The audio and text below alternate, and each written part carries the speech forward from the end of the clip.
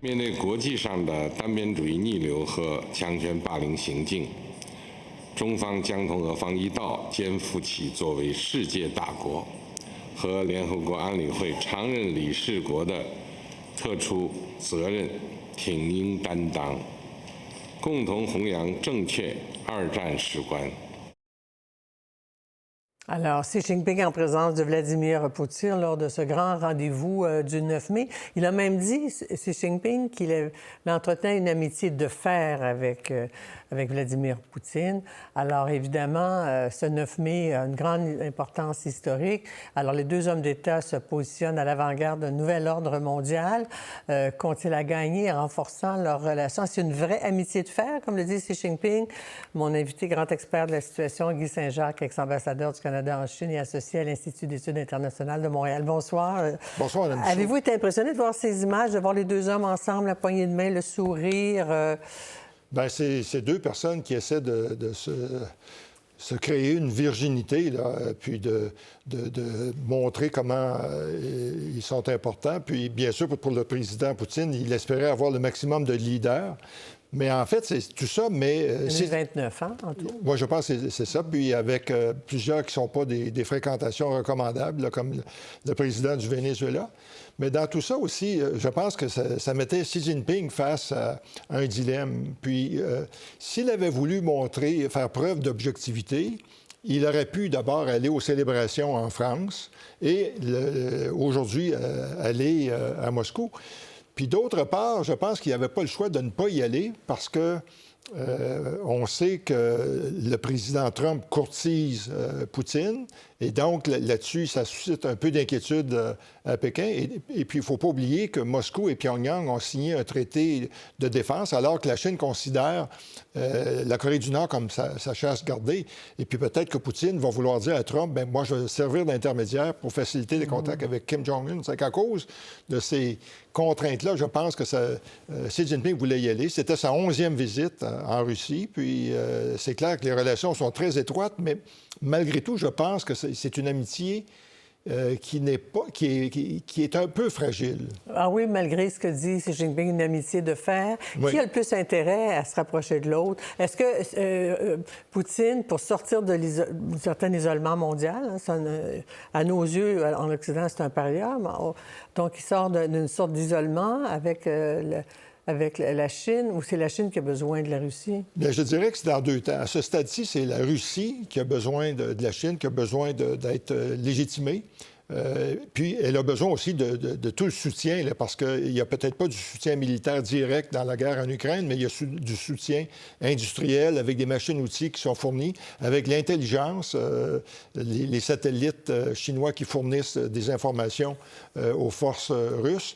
Et puis, dans un deuxième temps, la Chine va aussi éventuellement avoir besoin du soutien de la Russie si elle décide d'envahir Taïwan. Et c'est pour ça que c'est une relation où la Chine espère que la Russie va gagner sa guerre en Ukraine, mais qu'elle va être un peu affaiblie de façon à ce que la Chine va rester le partenaire dominant dans la relation. C'est clair aussi que sur le plan commercial, la Russie a beaucoup plus besoin de la Chine que l'inverse. Une économie affaiblie, mais on a vu cette semaine des manœuvres. On a vu des barges au large de Taïwan. On en a souvent parlé ensemble dès le début de la guerre en Ukraine. Si on laisse aller l'Ukraine, est-ce que ça veut dire qu'on laisse aller Taïwan et qui intervient? Qu'en pensez-vous? Est-ce qu'on se rapproche d'une invasion? Ils se préparent à Taïwan, semble-t-il. Oui, puis en fait, il y a toujours du retard. Ils ne sont pas suffisamment prêts. Mais d'autre part, l'armée de libération chinoise, l'armée de libération populaire, n'est pas prête à faire une invasion. Mais la Chine a d'autres moyens pour créer beaucoup de problèmes en organisant un blocus maritime autour de l'île, ce qui pourrait couper les approvisionnements en énergie. Taïwan, à toute fin pratique, dépend à 90 des approvisionnements maritimes. C'est un fait historique parce que l'armée, justement, de libération défilait à Moscou aujourd'hui. Et ça aussi, c'est un autre signe vraiment de l'appui de la Chine envers la Russie. Puis de ce côté-là, ça confirme que c'est une grande amitié là, entre les deux pays. Alors, imaginez Donald Trump qui regardait ces images-là. On sait qu'il écoute la TV toute la partie de la journée ou de la nuit. Que pensez-vous qu'il Bien, il va vouloir avoir un aussi beau défilé militaire pour son anniversaire, là, plus tard cette année. Le 14 juin. Oui, et puis c'est ça, parce qu'il a parlé de 2 défilés cette année. Bien, lui, à toutes les fois qu'il voit ça, là, il rêve de faire défiler des chars, des avions, puis tout ça. Mais en même temps aussi, il doit se dire, bon, qu'est-ce que je peux faire d'autre pour essayer de ramener Poutine de mon côté? Puis aussi, je pense qu'il est de plus en plus préoccupé de sa guerre commerciale avec la Chine. Ouais. Parce que de ce côté-là, il s'attendait à ce que Xi Jinping lui téléphone, dise, écoute, ça nous fait trop mal, on va faire une entente, alors que c'est le contraire qui se passe actuellement. Oui, parce que justement, le choix d'envoyer ensuite en Suisse, à Genève, demain, pour le week-end, au bord du lac Léman, Scott Bessent et d'autres pour négocier, alors qu'il disait mardi, dans le bureau Oval, on ne baissera pas nos tarifs de 145 %. Aujourd'hui, il dit ça va baisser à 80 % de tarifs. La Chine, elle est à 125. Alors, ça fait déjà du dommage aux Américains. Le port de Los Angeles, le trafic a baissé de 30 %, 21 % de baisse des exportations et tout. C'est important. C'est ça. Puis Walmart a annoncé que très bientôt, il va y avoir beaucoup de tablettes vides. Puis dans tout ça, ce que Trump avait sous-estimé, c'est la résilience de la Chine, parce que la Chine a déjà connu des périodes de grandes difficultés. Il y a eu 3 périodes là, dans les... si on remonte jusqu'en 1997, où les exportations de la Chine ont baissé. En 1997, il y avait eu la crise asiatique financière. Leur exportation avait baissé de 17 %. Lors de la crise financière mondiale en 2007, ça avait baissé de 28 %. Lors de la COVID-19, de 44 %.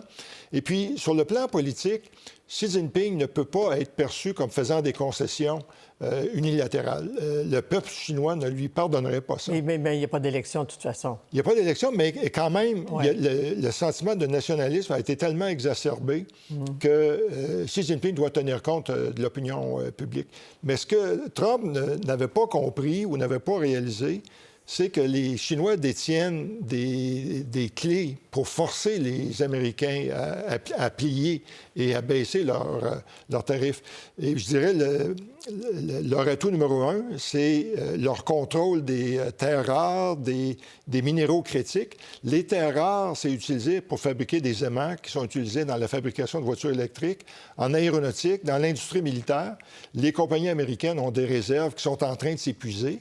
S'il n'y a pas un règlement très bientôt, ça veut dire que ces industries-là risquent d'être paralysées. Ouais, parce que ce que M. Trump disait aussi, quand une journaliste hier lui disait, bien, il y a des gens dans le port de Los Angeles qui perdent leur emploi, dans les magasins, dans tout cet univers d'importation de produits chinois, M. Trump leur a répondu, mais pendant ce temps-là, on économise 1 000 milliards de dollars. Il n'y avait aucune sensibilité à l'impact sur les Américains eux-mêmes ou les consommateurs qui ont besoin des bébelles de Noël, puis des poupées, puis des Barbies et tout ça, là. 77 % des jouets viennent de Chine. 99 % des grille-pains viennent de Chine. Donc, si vous êtes Américain, il faut espérer que votre grille-pain va continuer de bien fonctionner.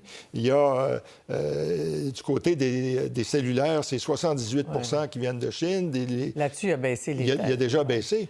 Mais l'autre facteur, l'autre clé que la Chine détient, c'est qu'elle détient pour 760 milliards de dollars de bons du Trésor américain. Et si elle décidait de vendre ça, ça créerait peut-être un mouvement de panique. Et ça voudrait dire que le service de la dette chinoise deviendrait beaucoup plus coûteux.